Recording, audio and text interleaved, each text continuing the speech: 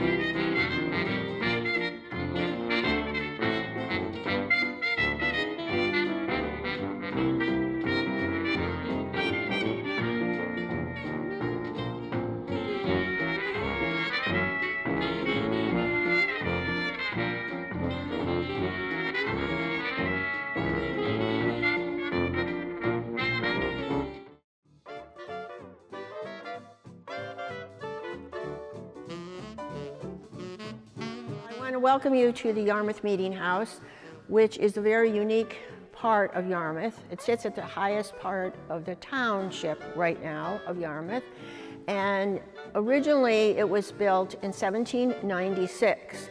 Now that's over 220 years ago, and today it looks quite a bit different, but it's looked this way for almost the major part of those 200 years. And I'll explain that in a little bit. But when we approach the meeting house, we think of it as being a worship place, and that's exactly how it started.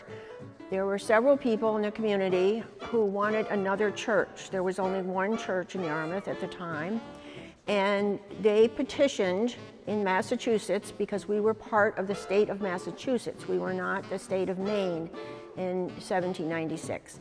They petitioned the government that they could build another church within the community. By the fall of 1796, they had made this structure of the original meeting house. Now, most of those people, and I'm going to say they're men mostly, but I'm sure their wives were behind them feeding them and all that kind of thing, but it was men who basically built this, had been meeting in a barn on this hilltop, Mr. Byram's barn, for quite a while. They started building it in 1796, and they were mostly, from what we know and understand, had worked in the shipbuilding. And whether they did this in their spare time, or whether they did it when they weren't working on a boat down in the shipyards in the harbor, the building is built like a ship. And if we could go upstairs and see the upstairs, you would see the interior is so intact. And today, this building is used only for special functions, particularly for memorial services or for weddings or for special function for the town. Sometimes there's a music presentation here.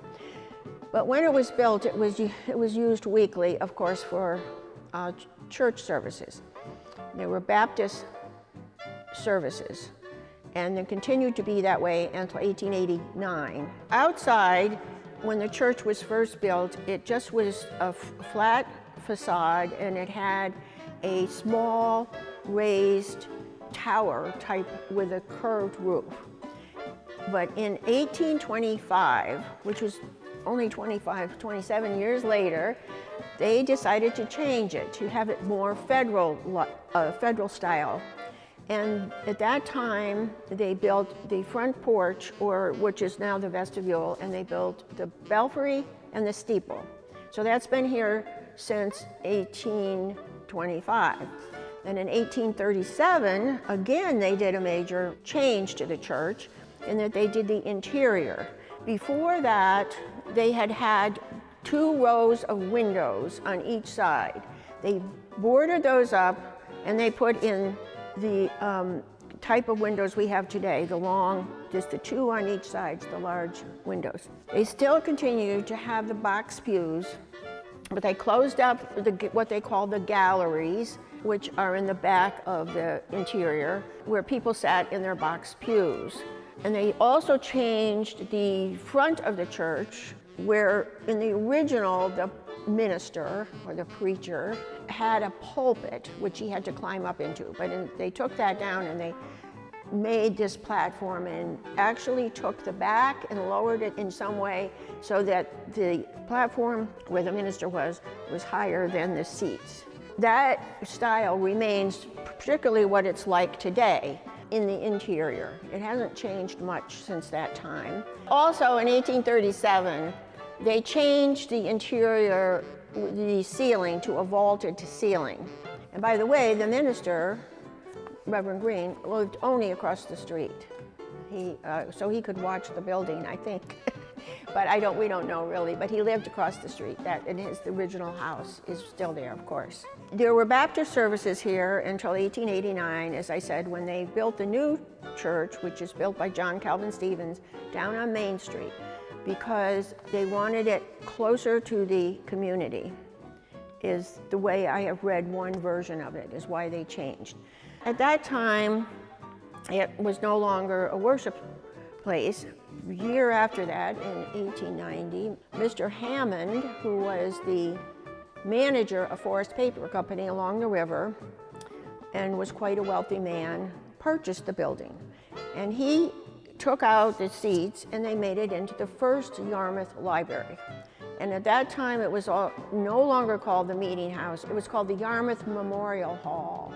It was the library for a long time. Then Mr. Hammond, I don't know if he passed away or what happened, but the building was turned over to the town, given to the town by the Hammonds. They used it as the town meeting house once a year for the town meeting. And I believe that they also used it for other kinds of perhaps services, the same as today, memorials, weddings, maybe community meetings. But we do know it was used as a town meeting hall. And then we'll jump forward a little bit to the 1940s, during World War II, when it was occupied by the Civil Defense.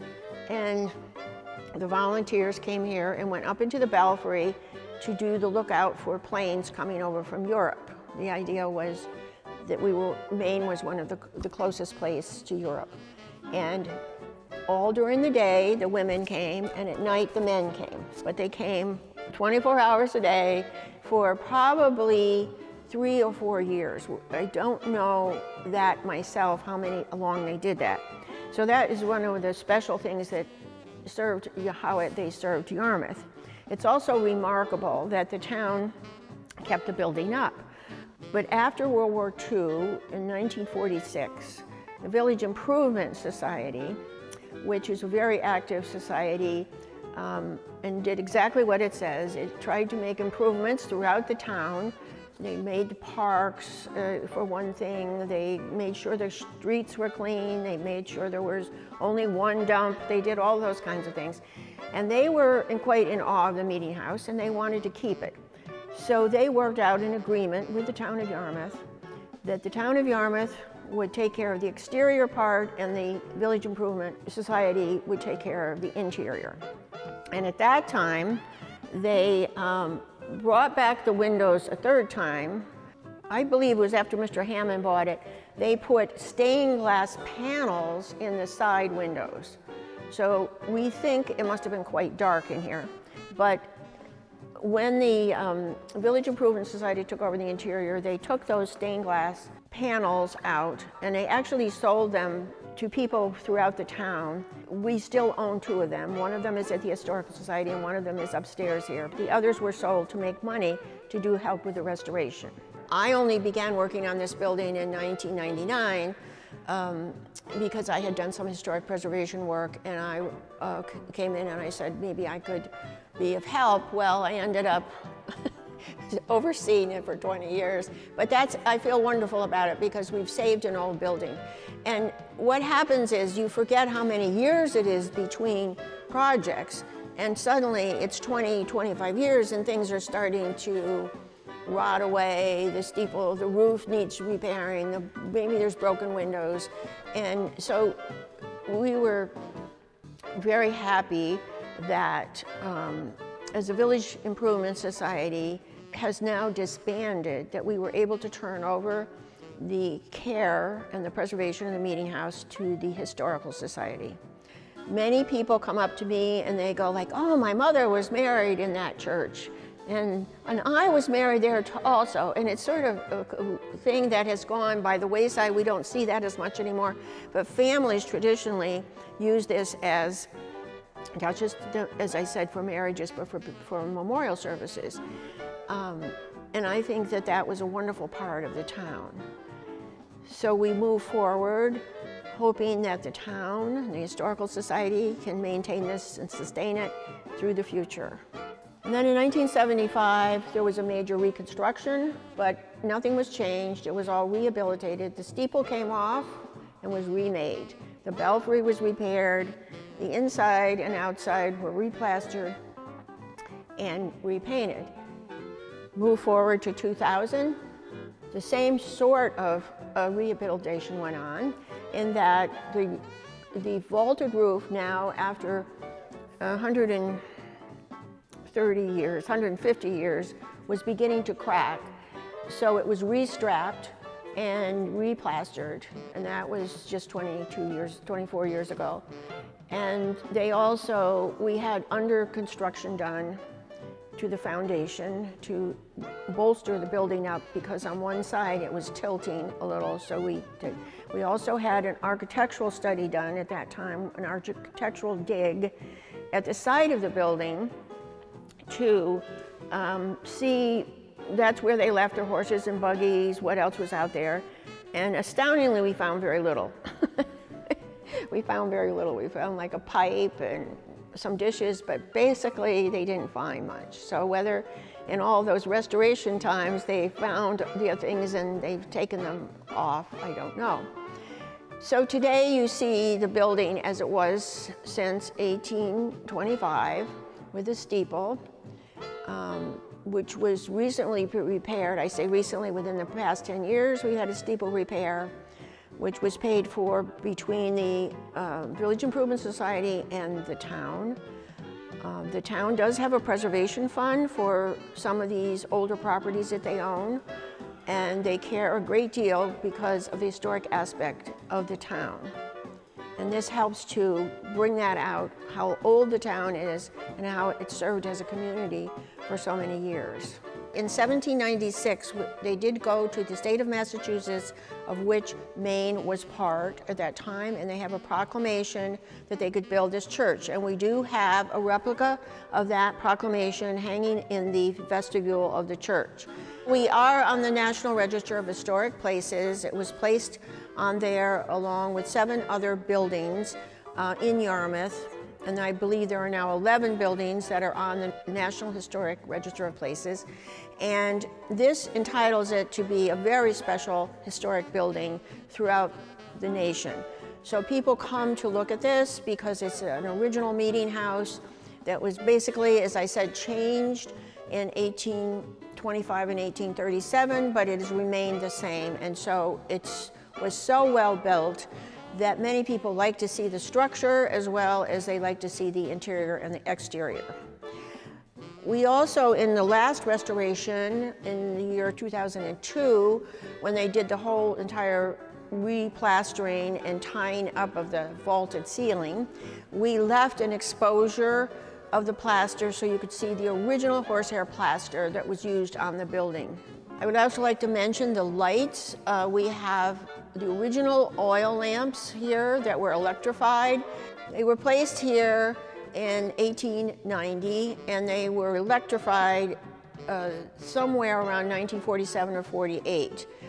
And the plaster medallion that you see coming down from the vaulted ceiling has been there since the 1837 rehabilitation of the building. We also have something of interest. Reverend Green, original and first minister or preacher, as however you would entitle him, lived across the street, but we also have his Bible here under a piece of glass, so to protect it, and it's a Bible that was printed in England in 1775, and it is the Bible he used as he was giving his services here on the Sundays.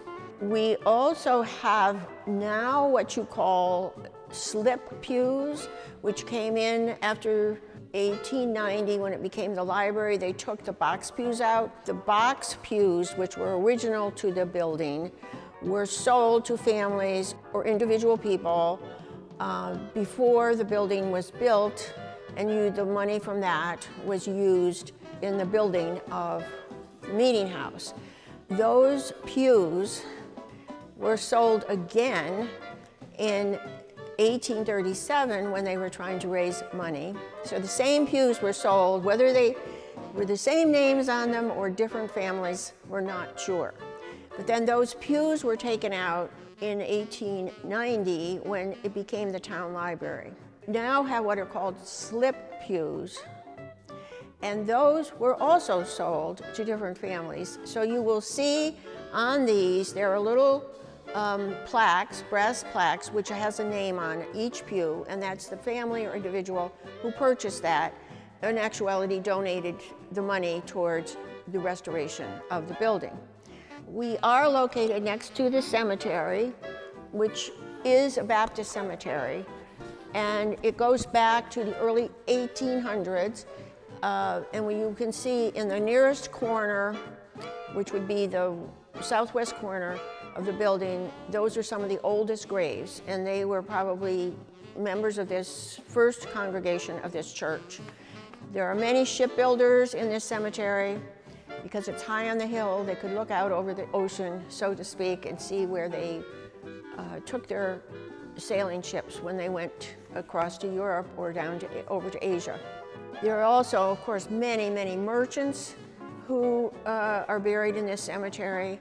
There are large plots with several levels of a family. There would be the grandparents, maybe all the way back to the great-grandparents, the grandparents, the parents, the children, and then their children.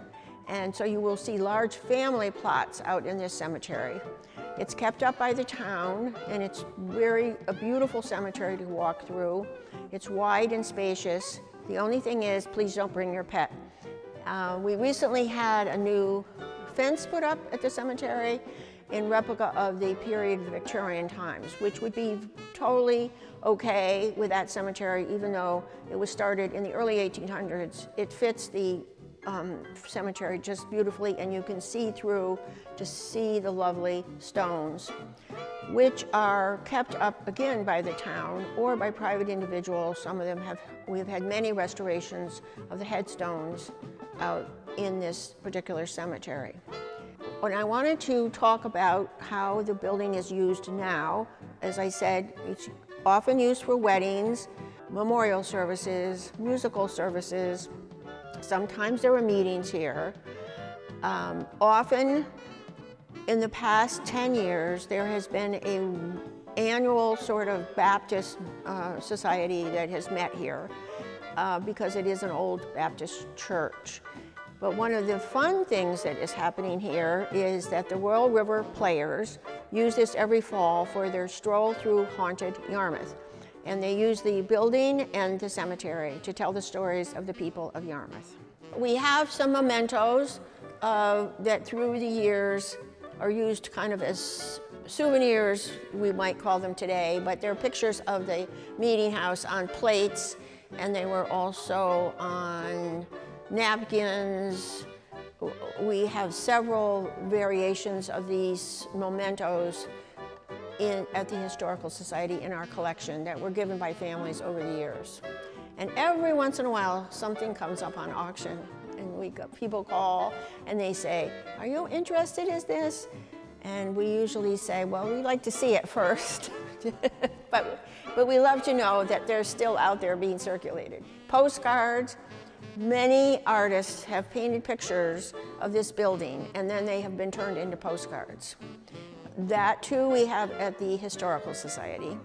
And Mr. Corliss also has his Bible here in the church, as does the Reverend Green. Mr. Corliss was a merchant on Main Street, and he lived in the neighborhood, and he probably attended services. We're not sure about that. But he also wrote a lot of history about that period of time. So we've learned a lot from the things that he has written. In 1837, when they redid the interior, you could call it lowering the floor in the front or raising the floor in the back, but they wanted it so that they did no longer have the pulpit in the front. They wanted just the platform for the minister. And so this made it more possible for the people to see, just like a theater.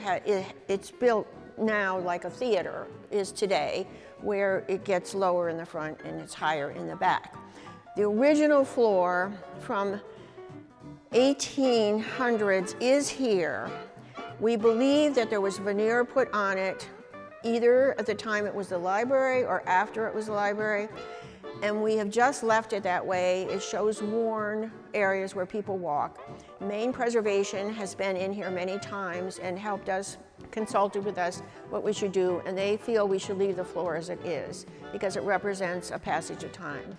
When the federal government came up with a handicap accessible law, we also looked into how we could make this building more accessible, and we had a ramp designed and built by an architect which comes apart and is stored in a building behind the meeting house, which we also had an architect design, so it did not take away from the meeting house original architecture.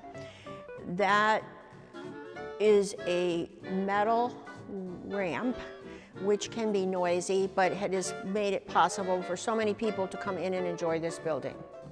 So having this ramp has made the building accessible to all people, and it has helped a great deal, especially with large groups, because before that, the people who, for instance, were in a wheelchair or had to walk with crutches or canes found it very difficult to walk up the hill. So this ramp that we had designed is, according to all of the federal regulations for handicap accessible. When there is an event here, we usually try to leave a few places for handicap residents who want to come into the building easily. So they park up by the meeting house. The Village Improvement Society paid for the ramp because they felt it was very important to make the building accessible to everyone. There is a bathroom which was placed in the building around 1950 and for the use of anybody who is coming to an event here. And most people are surprised that we have running water and we have electricity and that we have a bathroom. But all of those things are to bring it up to be more contemporary, so people will want to have their services here, or as I said, the Royal River Players use it for some of their plays, and it makes it accessible to everyone. I would like to emphasize to everyone how important this building is, not only to Yarmouth, but as an historical artifact for our nation. And there are very few meeting houses of this period left intact, usable, and Yarmouth is very lucky to be the owners of one of these buildings and to allow people to come in and enjoy it. If you ever come across anything on Yarmouth history in your home or your attic and you think, do I want it or don't I? Just ask the Historical Society, because they like to see things and it might be something we've never had before, and we would love to have that in our collection. In 1949, the Village Improvement Society celebrated Yarmouth's 100th birthday here at the Old Meeting House. That marked 100 years since Yarmouth and North Yarmouth formally separated in 1849. The Village Improvement Society in 1949 did community events, costumes, food, lots of celebrations to mark that centennial. So we've decided to continue that tradition and mark Yarmouth's 175th birthday here in 2024. We're planning to keep doing this every year on August 20th, bringing cake and some lemonade and refreshments to celebrate Yarmouth's birthday here at the Meeting House. One of our fellow board members here, Ed Libby, picked up the challenge and made something called a shrub. So what's a shrub? Well, we were planning this event and tried to think back to what were people doing in 1849 when the two towns separated. And they may have had on their menus, either in a restaurant or at home, something called a shrub. I wasn't too up on what a shrub was, but Ed really learned what it was. But it was common, even when I was a young man or a kid, even in the 1940s, to go to a restaurant that was colonial themed and find a shrub on the menu. So it's a fruit drink that is mixed with either seltzer today or in some cases a bubbly wine or something of that sort. So there's a lot of varieties of shrubs, and the one that Ed Libby made and served today is really terrific. It involves blueberries and lemon and thyme and seltzer in here and vinegar, apple cider vinegar. And that's kind of the secret sauce in the midst of all shrubs. So it was a good thing, and it takes us back 175 years. It's one more way to link us to our ancestors who helped create this wonderful town.